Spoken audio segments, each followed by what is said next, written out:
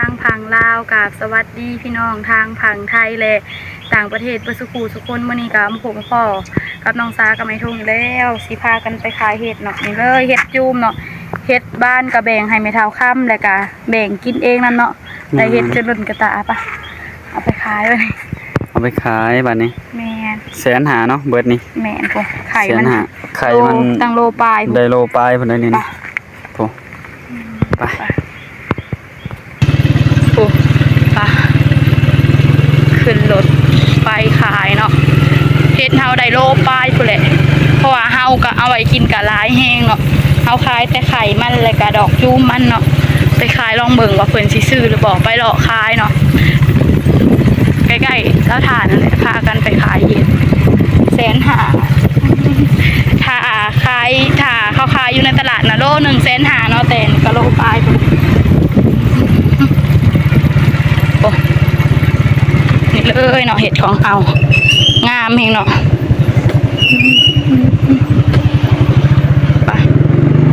ไปลองเบิ่งเนาะว่าเพิ่นสิซื้อหรือเปล่าตอนนี้น้องสาเขาไปขายเห็ด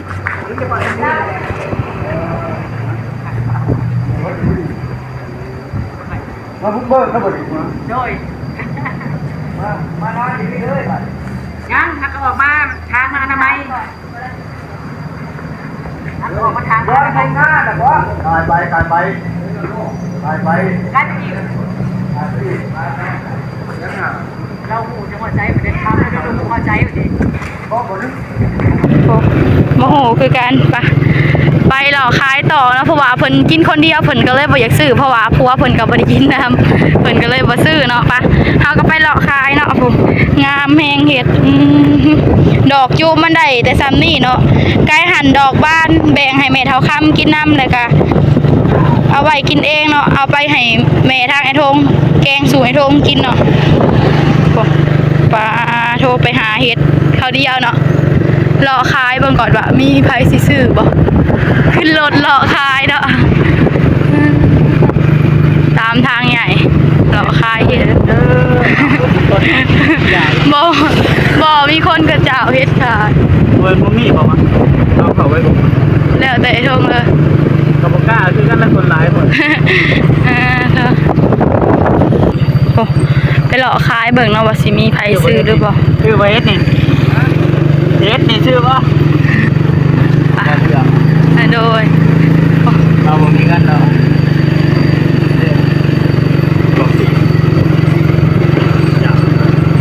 หาเลาะขายเห็ดวันนี้ออกจากป่าแล้วก็เลาะขายเห็ดเลยมาสีบ้านพื้นไว้เนาะทางปะนางทางสาวสาส่วนไปเนาะก็เลยไปก็ได้อยู่เนาะได้พอกินแล้วก็สิขายน้ำทางน้องสาก็บ่ได้กินเนาะมีแต่ไอ้ทงกับน้องลินกล้องมันอาจสิสั่นๆเด้อก็ต้องขอโทษขออภัยเด้อเมฟซีบัสกูทุกคนเลาะขายเห็ด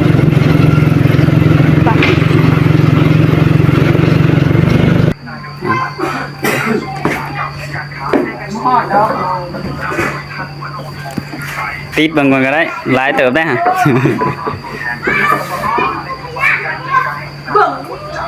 130ไปซื้อให้ซื้อถามเบิ่ง130ก็ได้เอา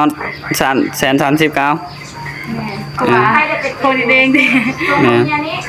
แม่ก็2คนเท่านี้ให้ได้หมอไปก็ไปหลายคนอยู่ไปเลยไปหาเฮ็ดนี่แหละไปลูกจุ่มปะนางอยู่ในมคหรอกเอาบาทนี่ไปขายเลยได้ประมาณ130ก็เอาเนาะนะเอาเลยขายให้ผู้ซื้อนะขายให้คนกันเองคุณมีผู้ซื้อขายก็ขายมาแล้วก็จ่ายค่าสังคมเลยว่า30แล้วแต่จ่ายเลยจ่ายได้30,000จ่ายเลยบ่แม่นได้130,000จ่ายค่าสังคม30แล้ว100,000เนาะก็พอได้เติมน้ำมันเที่ยวไปเที่ยวมาเดี๋ยวนี้ก็เต็ก เปลืองและบืนรถบ่แม่นง่าย ได้ ทางกี่ตมอ่ะ ได้ เรียบร้อย 130,000 ได้130,000เนาะขายเฮ็ดมาบาทนี่ โอ้ทางไอ้เทิงเพิ่นอะไรไหม มีเงินแล้วหาแนวกินก่อนเลยเอายังดีว่ะ แล้วแต่เจ้า ปิ้งมีปิ้งไก่ปิ้ง เอาอัวเด้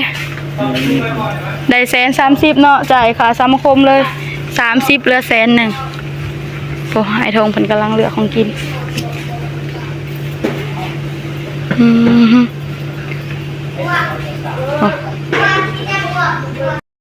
โอ้เมื่อรอบอันนี้ได้ขายเรียบร้อยจ่ายสมาคมก็เรียบร้อยเนาะซุมปานางเพิ่นไปหาตอนเช้าเพิ่นก็ได้200,000เนาะไปขับแรงกะได้ประมาณเท่าไหร่50,000เนาะของปานางนะป้าโทษปานางเพิ่นไป2รอบก็ได้200,000 300,000ผู้ที่เนาะไอ้โทซุมเฮาไปรอบเดียวก็ได้130,000ก็พอได้เติมน้ำมันแล้วก็ซื้อของกินเนาะมาเตาถ่านโอ้ป้าโทรกสิพากันเมื่อเนาะ กะแบ่งไว้แล้วไว้กินแล้ว แม่น แบ่งให้แม่เฒ่าทำนำ แบ่งให้แม่เท่าคำก็หลายเติบเนาะเอาไว้กินเองก็หลายเติบเนาะเพราะว่าเฮ็ดบ้านน่ะก็ได้เต็มกระตาพุ่นแหละเฮ็ดบ้านน่ะส่วนอันนี้เฮ็ดจูมมันซื่อๆเนาะเฮาก็สิเอามาขายเนาะเฮ็ดจูมมันเฮ็ดบ้านมันได้เต็มกระตาเพราะว่ามันก็มีแต่ดอกพักใหญ่เนาะตอนเก็บดอกใหญ่ทางน้องสาก็บ่ได้ถ่ายให้เบิ่งเนาะแบบอันน่ะเก็บม่วนหั่นนะเสียงเอกเลยญาติกันติเถิง ตามเมื่อบ่เว้าอย่าอายเดี๋ยวแม่ FC สิว่าทางน้องสาวเว้าหลายอีกโอ้ทางเมื่อเนาะป้าเถอะเฮาเลาะขายเลยตามหาดค่ะ ตอนแรกมันเท่านี้แหละ แม่ คนหลายเนาะเผื่อเขาอยากซื้อ แม่มือหน้าปะนางมืออื่นปะนางว่าไปหาอีกไอ้ทงมือ เด้เอาสิบ่ได้กองพื้น แม่นเฮาสิไปได้กองพื้นแล้วไปหาเฮ็ดละงูก่อนเฮ็ดละงูก็แพงเนาะ ขายราคาแพงนี่ก็ละงงนะ แม่น ตลาดโอ้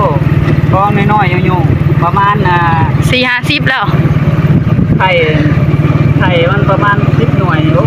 50คนได้ แม่นแต่อันนี้ของเฮาบ่หลายแฮงเนาะแต่ ขายแบบมันราคาถือ แม่น เขาซื้อซอยน้ำเหมือนกัน แบบเฮากับคนกันเองแรกๆสิขาย150,000เนาะก็เลยเพิ่นว่ารูดให้แน่130,000ก็เลยรูดให้เพราะว่าเฮาก็เคยมาซื้อเครื่องนำเพิ่นก็เคยรูดให้เฮาก็รูดให้เพิ่นหน่อยโทเบิดแล้วห่านที่เฮาถามแรกๆเนาะอ่ะ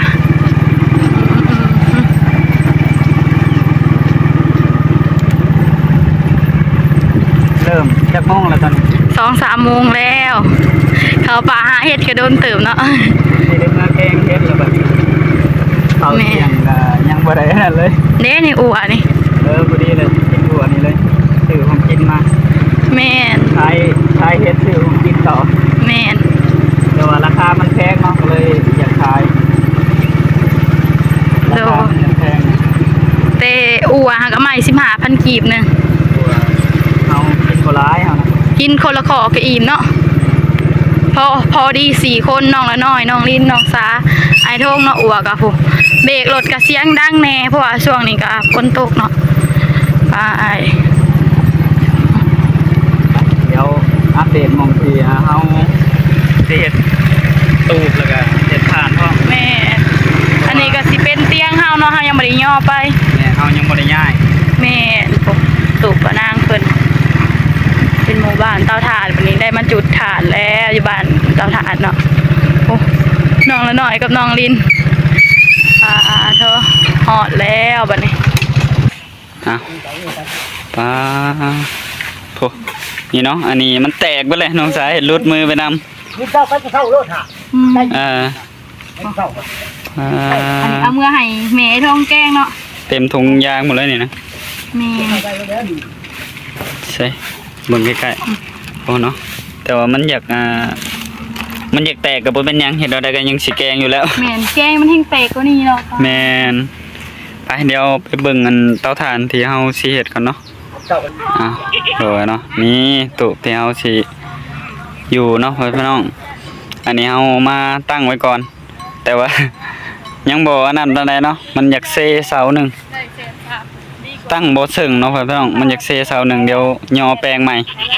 ซื้อว่าให้ป้าเนี่ย โอ้ป้าสบายดีป้านาง สบายดี อิหยังเฮ็ดหยัง ผักติ๋วไปแกงซื้อเฮ็ด ไปแกงสิเฮ็ดโอ้เอาขายยังมีกินบ่เนาะนี่ อ้าวเนาะได้300,000แล้วก็ ถูกปะนางเลย3 เซนเท่าใดเซนค่ะ 300,000ซะค่ะ เพิ่งเฮาได้เซน3กูเป็นยังมาเฮาไปรอบเดียวนี่ รอบเดียวกับมันหลายคนเนาะ ถ้าไปแต่2คนนี่โอ้ นายร้านนำปะนางเนาะเป็นอันนี้ก็3-4 คนพุ่นเนาะไปเอาบ่อนเที่ยงกัน นี่พื้นเฮาเอามาเรียบร้อยเนาะ นี่ก็ไม่เก่งหมดเนาะ ไม่เค็งล้วนๆเลยพ่อแม่พี่น้อง บ่เท่าไอ้ทองสิเอาไว้บ่ถูก ว้าสิไหวอยู่บ่สิให้อ้ายคำสุกเพิ่นและซอยนี่ ตายเถอะ มีแต่ไม้บักใหญ่เนาะมาจูดหมองเก่าพ่อแม่พี่น้องเอ้ยมันจังใกล้อันนี้น้ำเนี่ยเนาะใกล้น้ำเนี่ยโอ้ วันนี้เฮาหากะเตรียมมาฮ้อนพื้นฮ้อนอีหยังเลยเนาะ แม่ เฮากะสินอนตูบมื้อนี้แหละแต่ยังบ่ได้มีแนวแอม แอมก็ยังบ่ได้แอมเนาะแต่ว่าเฮาตั้งไว้เรียบร้อย ยัง แต่มื้อนั้นยังบ่ได้ถ่ายคลิปเนาะคลิปเฮาไลฟ์เนี่ยแล้วมื้อนะก็เลยน้องชาเพิ่นกำลังตัดคลิปอยู่ช่วงนะทางนุทงก็เลยปลุกตูบปลุก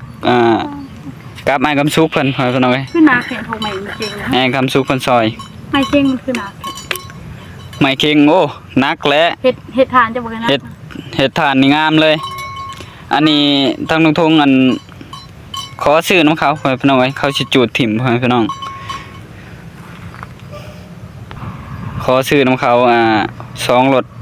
ผู้ดีเป็นตอนนั้น 3 แสน